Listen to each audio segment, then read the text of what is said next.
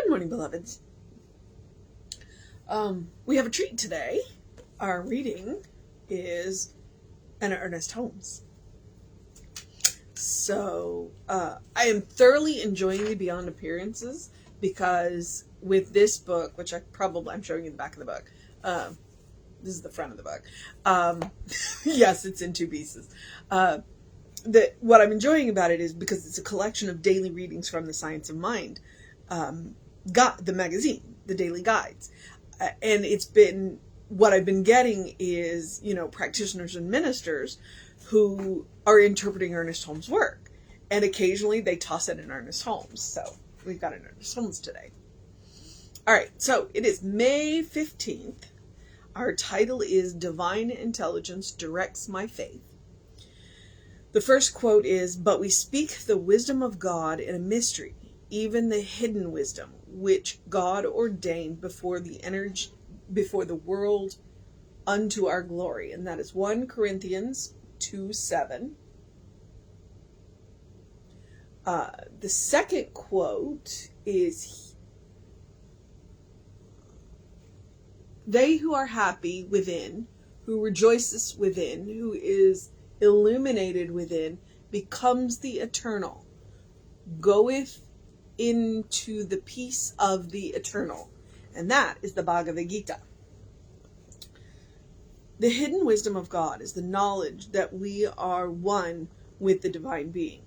This wisdom, which is hidden from us until we perceive our fundamental unity with reality, capital R, is clearly revealed. And when we seek the eternal in everything, those who have penetrated the mystery of life, which so often eludes the intellect, are those who, with the utmost simplicity, have found a direct approach to the supreme reality, capital R, at the center of their own being. The Gita tells us that we must become the eternal if we wish to enter into the peace of the eternal. This is an identical meaning with the saying of Jesus that we must be perfect even as God in us is perfect. This calls for the recognition of the Spirit as an indwelling presence, as well as an overshadowing power. The road to self-discovery often calls for clearing away of the underbrush of ignorance and superstition and a sense of isolation which has made us feel that we are unworthy, unholy, and lost. In the divine provision of our good, self-discovery is essential. I know that God is within me, and I know that this divine spirit is perfect. I enter into its peace and am secure with a sense of its protection. Love guides and intelligence directs me. The power of the infinite sustains and upholds me. The unerring judgment of the divine intelligence directs my faith and makes perfect and plain the way before me. E.H. Okay, so Ernest Holmes. One note, and then I'm going to launch into this. Remember that perfect means whole. It doesn't mean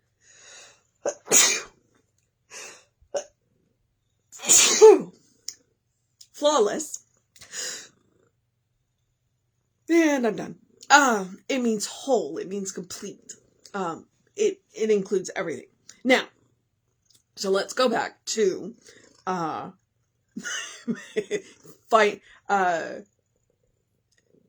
one who's happy within.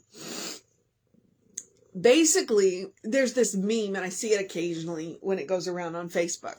And it's two, stick figures, and one of them is carrying a pot, and on the pot says happiness, and the other one says, "Where did you find that?" And the one holding the pot says, "I made it myself." And so that's kind of what this reading reminds me of. If we want to enter into the peace of, if we want to enter into the happiness, the joy, all of that, then what we have to do is align with the qualities of. We have to make it ourselves. We have to recognize who we are. And one place to start is who made us? And what are we made out of? And that's the cool thing, because we were made by God. We were made by that Spirit. And what were we made from? Well, the only material that God has to work with is God.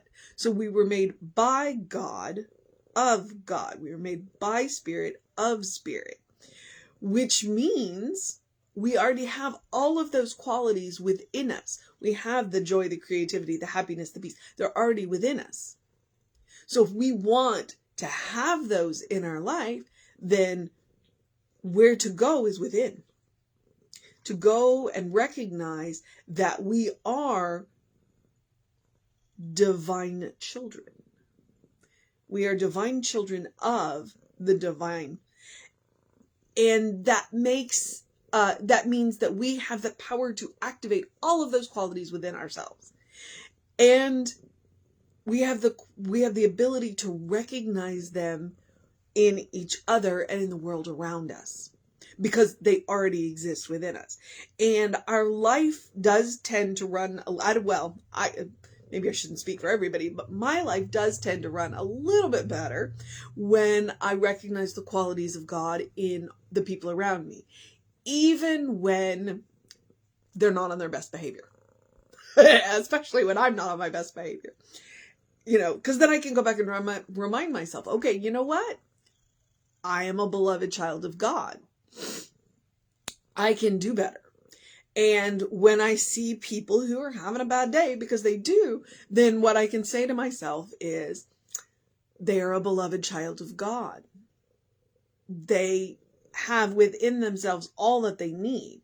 That does not mean that I won't give them some space, because when people are behaving badly, I'm not going to participate in their behavior. I'm going to give them the space that they need.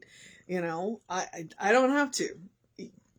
It's like, you know what? I'm going to love you from over here. It's like, you are a beloved child of God, and I am going to love you, but I'm going to do it from a safe space. Okay? Until you figure out who you are. It doesn't mean I'm going to abandon them. I'm just not going to participate in the bad behavior. So that again is the point of spiritual practice. The point of spiritual practice is to get in touch with who we are. It is to get in touch with the source of our being, that which made us and that which we are made of, from, and for. All right? I think that's one of those powerful reminders to myself, is to remember that I was made by God, of God, for God. Now, what I do with it, that's on me. God doesn't have this divine plan of what I have to do, but God created me for the purpose of being me. God created you for the purpose of being you. Anything after that, that's up to you. So, divine intelligence directs my faith. And from the 1 Corinthians 2:7, but we speak the wisdom of God in a mystery, even the hidden wisdom, which God ordained before the world unto our glory. Because that hidden wisdom, that mystery, it's found within us. We can search the world over, we can reach the depths of the ocean, we can go to the farthest reaches of space, but that mystery is right here. It's within us. All right, and then from the Bhagavad Gita, they who are happy within, who rejoices within, who is illuminated within, becoming the eternal, goeth into the peace of the eternal. Happiness is an inside job. Faith is an inside job. It's wonderful when we are in community and being supported by our community in our faith. But it is still an inside job. So, the hidden wisdom of God is the knowledge that we are one with the divine being. Right there, he lays it out in the first line. This is who we are. We believe in the unity of all life, that it all comes from the same source. This wisdom, which is hidden from us until we perceive our fundamental unity with the reality, is clearly revealed when we seek the eternal in everything, including ourselves. So, our fundamental unity with reality. Once we know who we are, and once we recognize that everything around us is from the same source, made by the same hand, or I guess pattern. Hand is a little weird. It's made by the same patterning intelligence. Life just flows a little easier. Not always a whole lot easier at first, but it gets there. It gets there in the end. It's like, oh, okay, I got this. And then you let it go. Those who have penetrated the mystery of life, which so often eludes the intellect. And I like how he says that, the intellect. Because in the science of mind, one of the things that we definitely teach is that it's a combination of head and heart. Intellect alone isn't going to get us there. We need to bring our feelings with us. We need to bring our heart with us. We need to match our heart and our head. They march together to get us there. Just like our heart alone won't do it. It's the combination. All right? This wisdom is about feeling as well as intellect. So our intellect alone is not enough. Are those who, with the utmost simplicity, have found a direct approach to the supreme reality at the center of their own being. The Gita tells us that we must become the eternal if we wish to enter into the peace of the eternal. This has an identical meaning with the saying of Jesus that we must be perfect, even as God in us is perfect. And remember, perfect is whole. We've got to accept every part of ourselves. This calls for the recognition of the Spirit as an indwelling presence as well as an overshadowing power around, within. Nothing but. The road to self-discovery often calls for the clearing away of the underbrush of ignorance, fear, superstition, and a sense of isolation which has made us feel we are unworthy, unholy, and lost. And that is the power of a community. All right.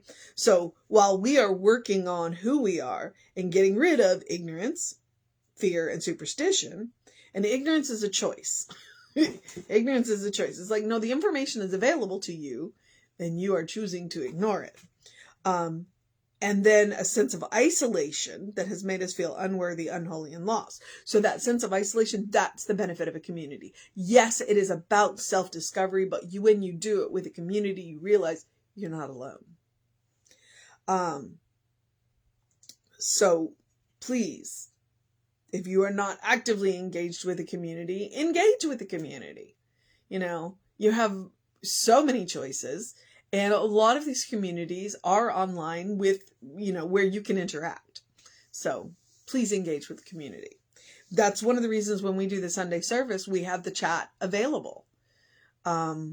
Because we want you to be able to interact with us. We are on that chat so that you can interact with us. And we can give you resources if you need them.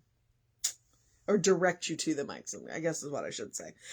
In the divine provision of our good, self-discovery is essential. So, I know that God is within me, and I know that this divine spirit is perfect. This divine spirit is whole. It is what I am completely made up of. I am that divine spirit complete within myself. Am I all of the divine spirit? No. But the divine spirit within me is complete. And then I look around and see the rest of the divine spirit. Pretty amazing. I enter into its peace and am secure with a sense of its protection. Love guides and intelligence directs me. There's the head and the heart. Love guides, the feelings guide, and the intelligence directs. They work together hand in hand. The power of the infinite sustains and upholds me because it is infinite. It will never run out. It is up to me to make sure that I am plugged in and unkinked. Meaning my hose. You know how I like to use that? Kink in that hose, unkink your hose. Let that flow. Because it is flowing from an inexhaustible source that will never run dry. The unerring judgment of the divine intelligence directs my faith and makes perfect and plain the way before me. All right, so the mission We got a good one today. The mission today, should we choose to accept it? It's about self-discovery. It's about knowing who we are. And what steps do we take to find out who we are? What steps do we take to fulfill that mission? Spiritual practice. And I'm going to suggest one for you now, which is to do something loving for yourself, to do something kind for yourself, to do something compassionate for yourself. Whatever that looks like. I always give you a bunch of selections, such as taking a walk, taking a nap, taking 3 deep breaths before you speak. It's about taking a moment and really putting all of you in that moment. Taking all 5 senses of you, it's about engaging all 5 senses. So if you are eating something or drinking something or listening to something like music, engage all of your senses. I mean, that's the power of good music, is when it stimulates all of your senses. You know, what do you feel? What do you, when you touch? Because what do you hear? It might invoke sights and sounds and all of that. Involve all 5 of your senses. That is a spiritual practice in and of itself. So, the mission is self-discovery, and loving, kind, compassionate acts can get you there. You deserve your own love. You deserve your own kindness. You deserve your own compassion. That's why I suggest doing it every day. It is about creating a first response. It's about creating a habit. Because if you can do it for yourself, you can do it for anybody. All right, beloveds. I'm sorry, glanced over the cat's like upside down and asleep, and it's amazing and wonderful. And I just love to watch cats sleep because, why would you want to sleep like a baby if you could sleep like a cat? They can sleep in the weirdest positions in full sun in the middle of the day. I don't want to sleep like a baby. I want to sleep like one of my cats. All right. I'm going to get off now. But before I do that, I'm going to encourage you to do something to engage your mind and your body, unless today is your day of rest, because Sunday is my day of physical rest. I'm going to encourage you to drink plenty of water. Go get that early in your day bright light. Get those hormones reset and, into their natural cycle. Drink plenty of water if I didn't say that. And even if I did, I'm going to encourage it again, because we are hitting into the heat. I know it's the middle of May, and whoo! And open the windows of your soul. Allow the breath of heaven to remind you, you do live in heaven right here, right now. It's all around you all the time. It's what we're talking about. There's one source of all of our beings and everything around us. So, take Emma's advice. Look for the good and praise it. And let that wind blow. Let it remind you of who you are. If today is about self-discovery, opening those windows, that's what it's about. Knowing who you are. Being reminded that you are a beloved child of God, whom God is well pleased. Always. All right, beloveds. It just occurred to me I forgot to put the stuff in my hair. And it may be too late, but it's still damp enough. So I'm going to go do that and eat something. So, catch us on the social medias. We are Creative Life Spiritual Center, Creative Life Spark. And I am the running Rev Ryan. If you want to know what's going on in the center, because we do have some cool things coming up in the next couple of weeks, email info@creativelife.org. Get on that constant contact. That way you get an email pretty much every Thursday about what's going on. And have a great day, an amazing day, a wondrous day, a fantastic day, an enchanting day, a magical day, a Sunday. Or a sunny day if it's not Sunday when you're watching this. So, have a good day. And if that is too much pressure, simply have a day, because you are just as you are. All right, beloveds, take care of yourself.